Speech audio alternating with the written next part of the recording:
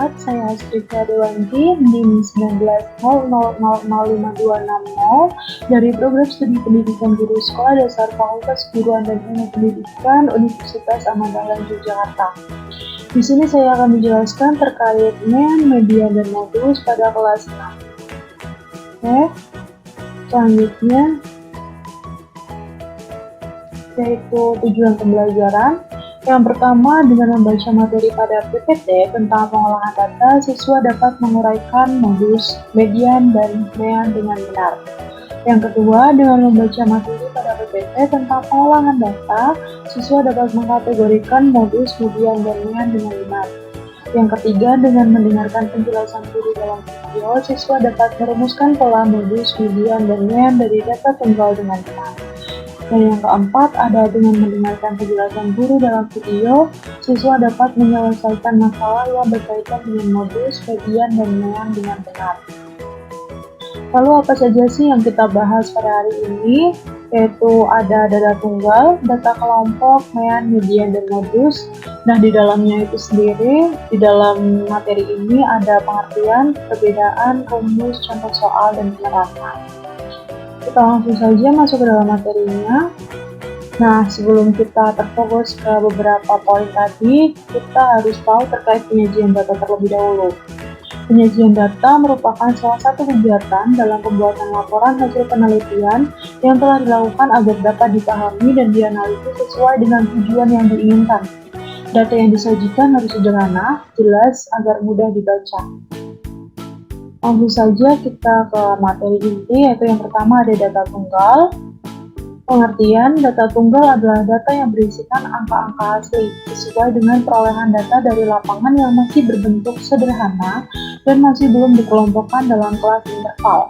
Data tunggal biasanya memiliki banyak data yang sedikit sekitar kurang dari 30 buah data sehingga tidak memerlukan pengelompokan.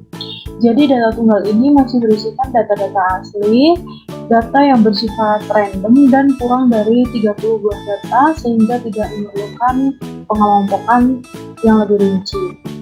Mungkin lebih jelasnya kita ke slide berikutnya. Contoh data tunggal seperti ini. Contoh dari data tunggal itu dapat kita temui sehari-hari. Itu berupa data yang berbentuk berjajar-jajar angka sederhana seperti berikut. Misalkan diperoleh nilai ujian statistika di suatu kelas, yaitu ada 67, 89, 68, dan seterusnya. Seperti yang kalian lihat pada gambar di sebelah kanan, yaitu ada data tunggal, berikut data tinggi badan di suatu kelas, ada 162, 163, 168, dan seterusnya. Itu termasuk data tunggal. Lalu yang kedua kita akan bahas tentang data kelompok. Pengertian data berkelompok adalah data yang tersusun dalam bentuk kelas interval yang mana biasanya disajikan dalam bentuk tabel distribusi frekuensi. Tujuan dari data berkelompok disusun dalam bentuk kelas interval agar memudahkan pembacaan data karena pada data berkelompok biasanya memiliki frekuensi data lebih dari 30. Jadi di dalam data kelompok ini terdapat banyak data ya, jadi bisa lebih dari 30, bisa 40, bisa 50, tergantung dengan hasil dari data yang didapat. Oke, selanjutnya yaitu contoh data kelompok, seperti data yang mengenai sebaran umur penduduk di suatu wilayah, lalu nilai ujian, berat badan, dan lain-lain. Seperti yang kalian lihat di sebelah kanan, itu contohnya salah satu contoh seperti nilai ujian. Nilainya ada 11-20, 21-30, dan seterusnya. Maka ada frekuensinya yaitu 4, 6, 11, dan seterusnya. Oke, di sini kita akan bahas terkait perbedaan data tunggal dan data berkelompok tadi ya. Nah, untuk data tunggal itu penyajian datanya masih tersebar luas dan data kelompok penyajian data sudah tersusun, biasanya disajikan dalam tabel frekuensi. Sudah seperti yang kalian ketahui tadi di penjelasan sebelumnya bahwa data tunggal itu memiliki penyajian data yang masih tersebar luas atau random atau bisa dibilang dengan acak. Untuk data kelompok tadi sudah berada ke dalam tabel dan ada frekuensi datanya. Jadi perbedaan data tunggal dan kelompok itu ada pada penyajian datanya ya. Oke, selanjutnya yaitu yang ketiga ada Mean. Apa sih itu mean? Ada yang tahu apa mean? Ayo, coba tebak apa pengertian dari mean. Pada mean kita akan bahas tentang mean, median, dan modus. Mungkin kita bahas ya. Yuk, apakah jawaban kalian benar? Oke, nah pengertian mean disebut juga rata-rata dengan lambang X atau dibaca X bar. Menghitung nilai rata-rata atau mean dari data tunggal dan data berkelompok atau berfrekuensi. Maksudnya apa sih? Oke, kita lanjut ke slide berikutnya. Nah, rumus mean, ini rumus data tunggal dan rumus data kelompok. Jadi dibagi menjadi dua ya. Untuk rumus data tunggal yaitu X bar sama dengan sigma XI per N. Keterangan yaitu X bar itu disebut dengan nilai rata-rata, XI yaitu nilai data TI, dan N adalah banyaknya data. Lalu rumus data kelompok yaitu X bar sigma FI kali XI dibagi sigma FI. Keterangannya adalah X bar nilai rata-rata, XI nilai tengah kelompok data TI, dan FI adalah frekuensi kelompok data TI. Apakah sudah mulai pusing?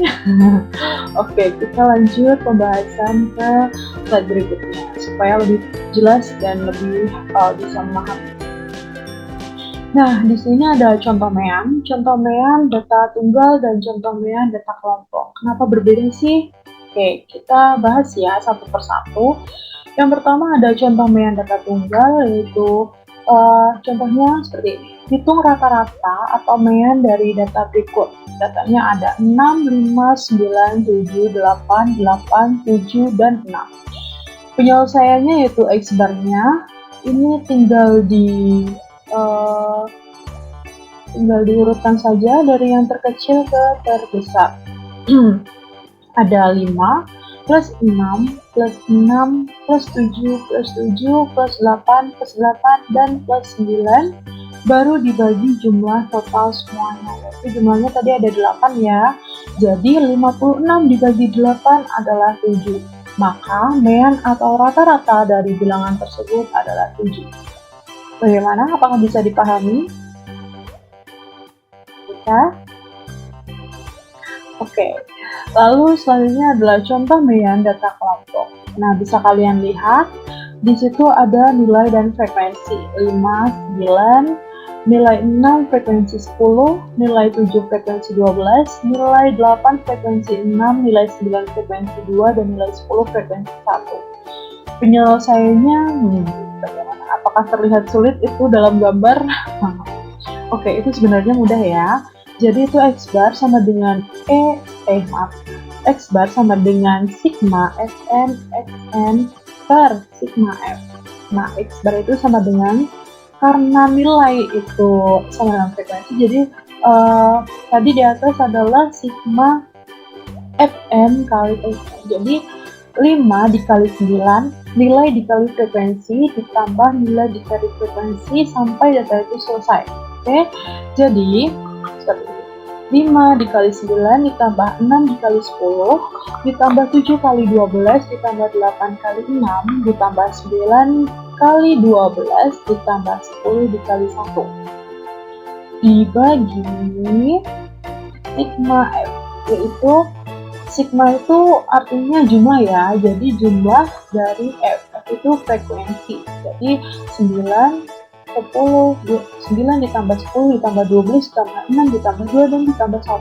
Oke, seperti itu. Bisa dipahami? Bisa ya? Oke. Lalu X bar sama dengan itu tadi yang atas, penjumlahan itu dijumlahkan.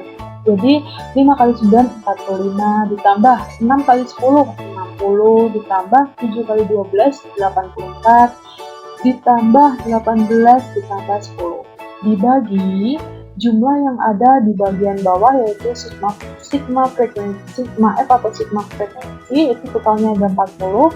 Jadi X bar-nya adalah 265 dibagi 40, yaitu 6,625.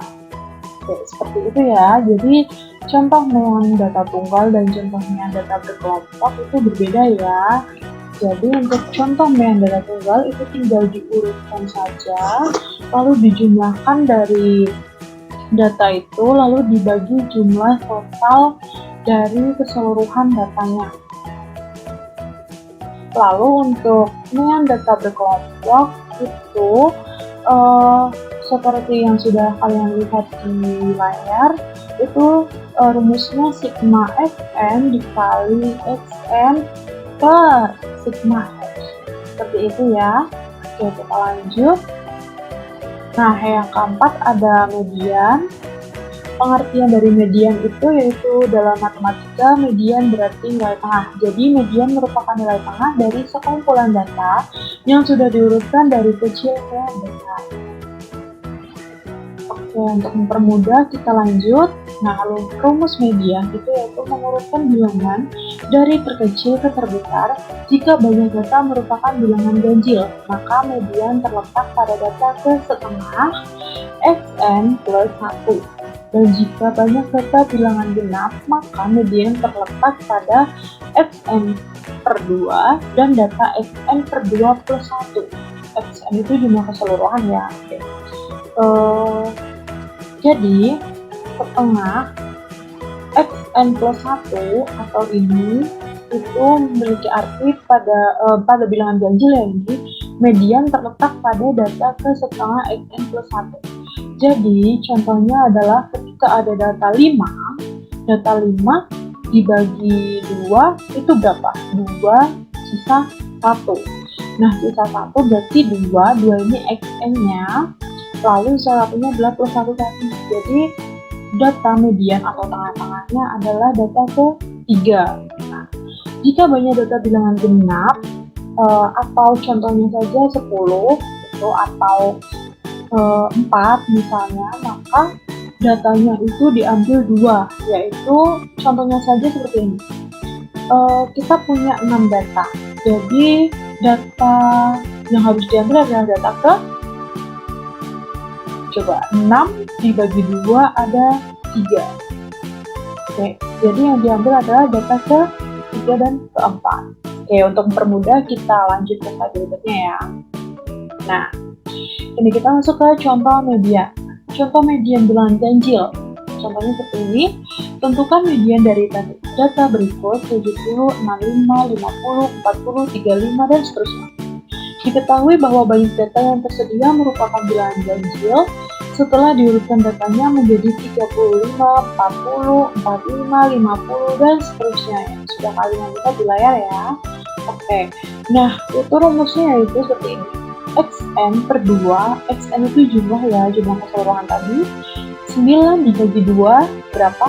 4 setengah. Oke, 4 setengah berarti 4 setengah. Nah, setengah xn plus 1. Jadi 4 plus 1 sama dengan 5. Nah, data kelima ada di bagian mana? Data yang pertama ada 35, data kedua 40, data ketiga 45, data keempat 50, dan data kelima adalah 65. Jadi mediannya adalah 65. Itu jika bilangannya ganjil. Bagaimana jika bilangan genap? Oke, kita pindah ke geser ke kanan. Tentukan median dari data berikut 3, 2, 5, 2, dan seterusnya. Nah, diketahui banyak data yang tersedia merupakan bilangan genap. Jika ini semua ditotal, itu ada 10. Maka setelah diurutkan seperti ini, 2, 2, 3, 4, dan seterusnya, lalu rumusnya adalah xn per 2 sama dengan 10 bagi 2, itu adalah 5.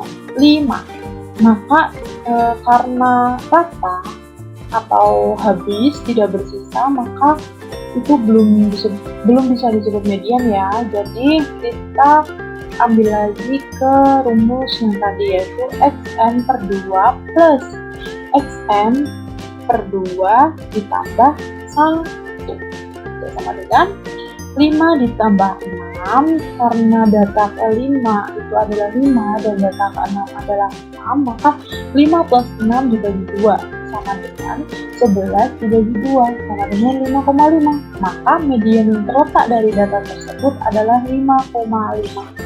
Paham? Paham ya? Oke, lanjut. Yang kelima adalah modus. Apa itu modus? Ayo Jangan bilang modus yang lain ya. Ini modus matematika. Pengertiannya yaitu modus adalah data yang paling sering muncul. Modus merupakan ukuran pemusatan untuk menyatakan fenomena yang paling banyak terjadi. Sekumpulan data yang diperoleh memungkinkan untuk memiliki nilai modus yang tidak tunggal atau mungkin juga tidak memilikinya. Jadi apa itu modus? Jadi modus itu adalah data yang paling sering muncul. Oke, kita ke slide berikutnya. Nah, rumus modus itu yaitu mengurutkan bilangan dari terkecil ke terbesar, sama dengan median ya. Jadi median dan modus ini harus mengurutkan bilangan itu dari terkecil ke terbesar terlebih dahulu.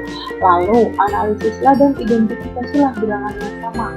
Setelah itu list jumlah bilangan yang sama yang paling banyak muncul, itulah yang dinamakan modus. Oke. Nah, contoh modus ini. Tentukan modus dari data berikut. Ada 35, 70, 90, 70, 40, 80, 40, 70, 80. Penyelesaiannya bagaimana? Mengurutkan data dari terkecil hingga terbesar sehingga menjadi 35, 40, 70, 70, 70, 80, 80, 90. Oke, itu sudah urut ya dari yang terkecil ke terbesar.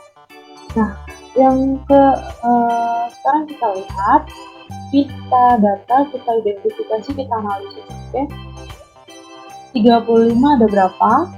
Ada 1. 40-nya ada berapa? Ada 2. 70-nya ada berapa? Ada 1, 2, 3. Berarti ada 3. 80-nya ada berapa? 1, 2. Berarti 80 ada 2. Dan 90 ada 1. Nah, tadi modus apa? Modus adalah nilai yang paling sering muncul. Berarti ini paling sering muncul apa? 70. Karena ada berapa? Ada 3. Maka diketahui dari urutan di atas, modus dari data tersebut adalah nilai 70. Oke. Kita lanjut ke 6, yaitu penerapan. Nah, penerapan penyajian datanya itu yang pertama bisa digunakan dalam statistik atau penelitian. Lalu yang kedua adalah sekolah, kantor, dan lain-lain. Sekolah itu seperti kalian belajar tentang modus, median, mean, dan lain sebagainya. Nah, yang ketiga adalah digunakan dalam aplikasi Microsoft Excel. Nah, itulah yang bisa saya sampaikan. Kurang lebihnya mohon maaf, semoga bermanfaat. Wassalamualaikum warahmatullahi wabarakatuh.